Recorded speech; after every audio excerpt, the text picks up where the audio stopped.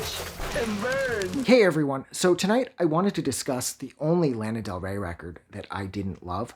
And I don't think I'm alone there. I believe most of her fan base were not able to connect with this record in question any more than I was.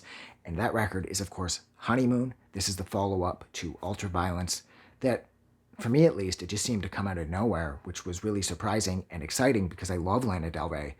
But other than High by the Beach, which is like one of the best singles she's ever written, and The Blackest Day, which is like one of the best songs she's ever written as well, not to mention the fact that it's a song I think pretty much everyone on planet Earth can relate to at some time or another, the rest of the tracks just seem to and they're gone. Like, there's something about this album where there's a real sense of sameness to each of the tracks. And a lot of the time, that's not a bad thing. And Lana Del Rey is definitely from that sameness camp, and it usually works for her because all the tracks on Ultraviolence sounded a lot like each other, but at the same time, each track on Ultraviolence really stood out, and it was able to stand on its own, and it had a lot to offer. Whereas I found with Honeymoon, the tracks just sort of got lost in each other. Like, the record just blurred by and it was over. And like I said, other than High by the Beach and The Blackest Day, none of the songs really grabbed me. And this is the only record from Lana Del Rey that I feel this way about because, she's responsible for Norman fucking Rockwell. Chemtrails.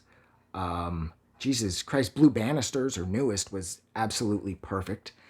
Chemtrails, of course, too, was perfect as well, and they were both released so quickly after one another that you would think she'd be running out of steam, but she clearly isn't. And as far as Born to Die, and then the Paradise Edition, and then into Ultraviolence, she kept sort of upping the bar. And then Honeymoon, although it is clever and the record is really well produced, and there's a lot of emotion in her voice, and I believe that she really poured everything she had into the album, I just didn't feel it. There's something about this record that I just didn't click with. And I don't know what it is, because I've listened to this record countless times over the past roughly 10 years or so.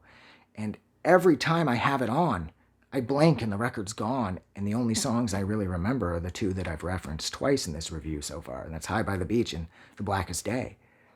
And I don't know. There's something about this album that just...